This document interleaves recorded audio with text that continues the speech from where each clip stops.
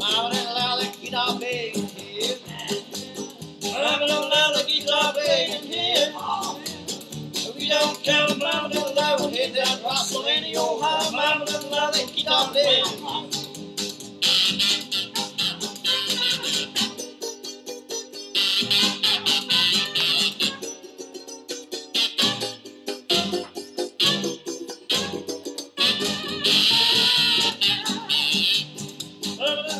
Jock playing here. Mama don't allow the jock playing here. We don't care what Mama don't allow it. Hit that crystal in your house. Mama don't allow the jock playing here. Blow it, boy.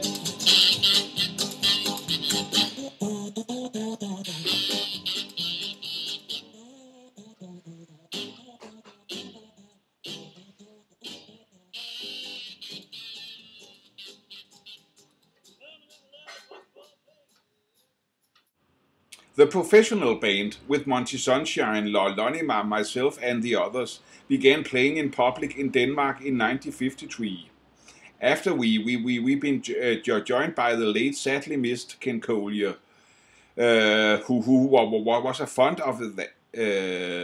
was as fond of the music of Leadbelly, the Memphis jock band and so on as we were.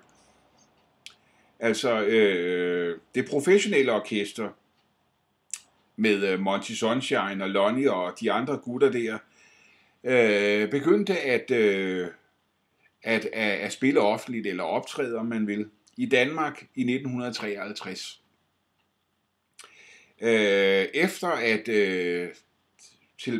at besætningen var blevet udvidet med den desværre nu afdøde og meget savnede Ken Collier, som var lige så vild med Leadbelly og Memphis Jock Band og alt det der, som vi var. So Ken, Lonnie and myself began playing and singing these bluesy numbers. Så Ken, Lonnie og mig, vi begyndte at spille de her bluesagtige ting. We still didn't call ourselves a Skiffle group, though, as I say, we referred to the music as Skiffle. Vi kaldte det stadig ikke en Skiffle-gruppe, men som før nævnt, så kaldte vi musikken for Skiffle.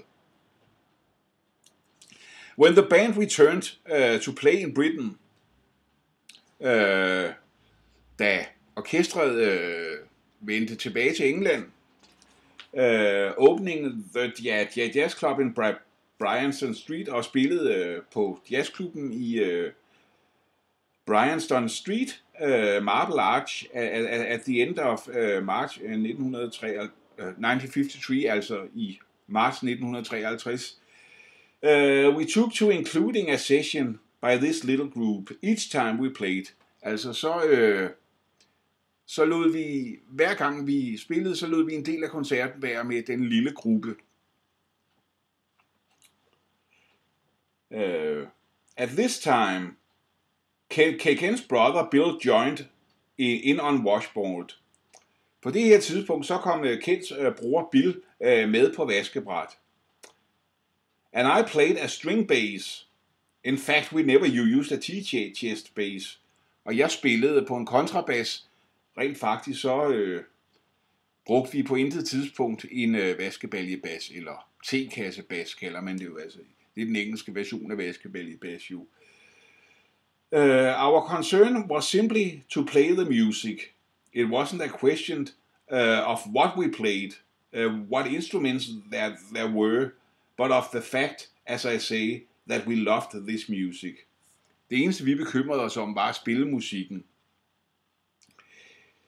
Det var ikke et spørgsmål om, hvad vi spillede, eller hvilke instrumenter, der var til rådighed, men simpelthen det, at vi elskede musikken.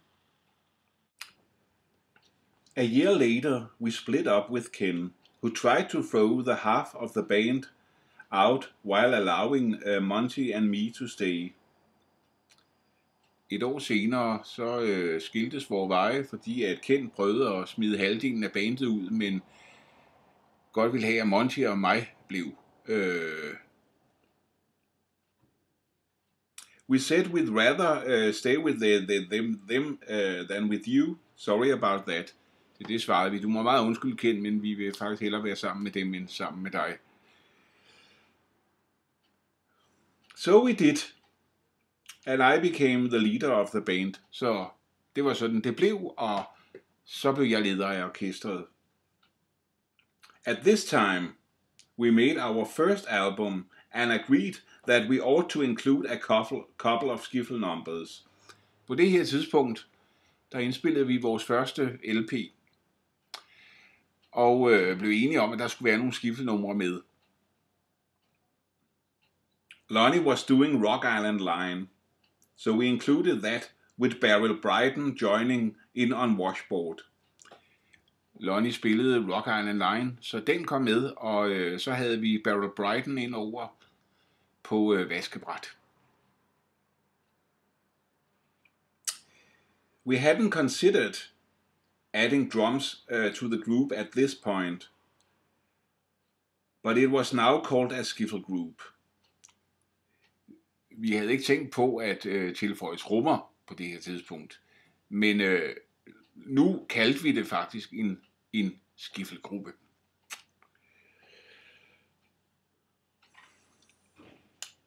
Rock Island Line was recorded in June 54, though the album didn't appear until the end of 54 or the beginning of 55. Rock Island Line blev indspillet i juni 54, men pladen udkom først i slutningen af 54 eller begyndelsen af 55. Det kan jeg ikke lige huske, siger den gode barber. Det er ikke noget, jeg siger.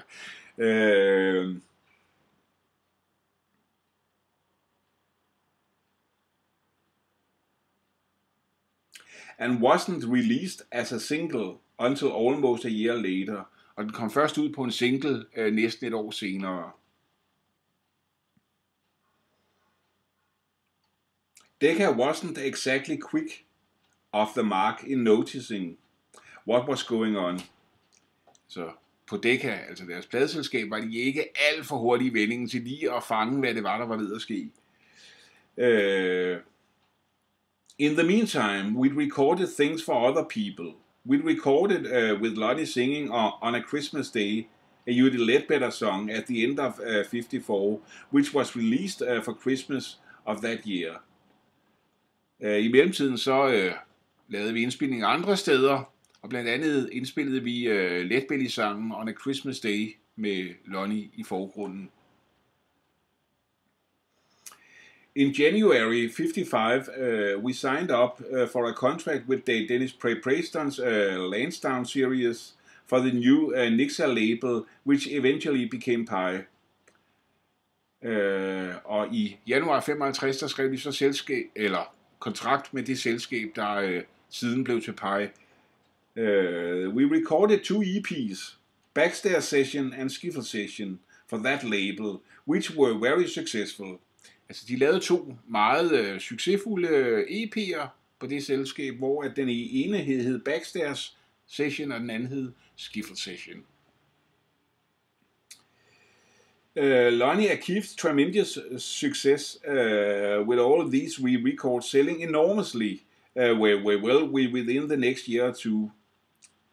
Lonnie blev utrolig populær på grund af de her plader, der solgte i kolossalt store antal i løbet af det næste års tid, eller 2, eller sådan det omkring.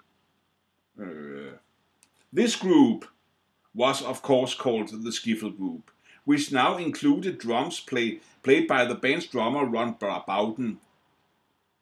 The interesting thing is that the people who listened to the Skiffle Group and loved the music most, the fans, you might say, a whole generation of young people in Britain, really did not pick up on the origins of the music, about which we were so careful and sincere, but more on the fact that here was a music which you could play and sing yourself. Gruppen, der var altså nu blevet kaldt en Skiffle-gruppe, og hvor der var blevet tilføjet Ron Bowdens trommer, var altså meget populær. Men det interessante er, at deres allerstørste fans, nemlig den engelske ungdom, faktisk ikke gik så meget op i rødderne af musikken, hele det der historiske der, som de simpelthen gik så meget op i. Altså, så det var jo deres helt store kæphest der. Og det interesserede egentlig ikke ungdommen særlig meget. Det, der optog dem, det var, at her var en musik, de selv kunne spille. Så det var simpelthen det der med, at hey, det der, det kan vi også gøre. Det var faktisk det, de blev tændt på, og ikke på ligesom det der historiske i det. Det er en meget vigtig pointe, han har fat i her, Chris. For her taler vi måske om et meget vigtigt skel i Skiffle-historien, og måske i hele revival-bevægelsen. Netop fordi revival-bevægelsen begynder som en meget reaktionær bevægelse, hvor det handler om, og nu skal vi finde den gamle blues og den gamle jazz, vi skal spille den rigtige musik. Jazzen er blevet perverteret, fordrejet og forvrænget, mente mange, så nu skal vi tilbage til den ægte vare. Så det begynder som et meget reaktionær bevægelse.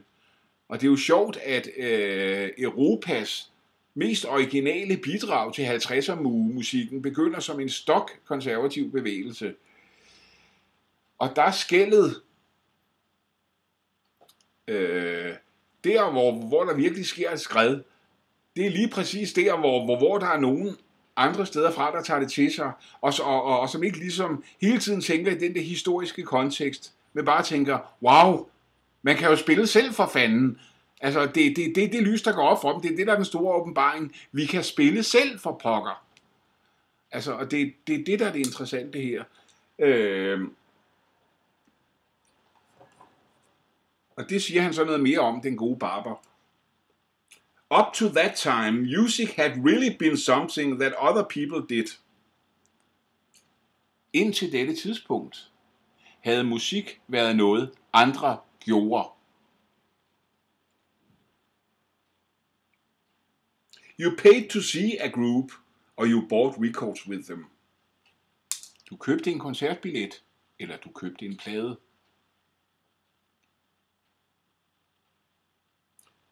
And the idea that virtually anybody could easily obtain or make instruments and play the music for themselves was unheard of. Og den tanke, at stort set hvem som helst kunne få fat på et instrument, eller også simpelthen lave et, og så spille, det var uhørt.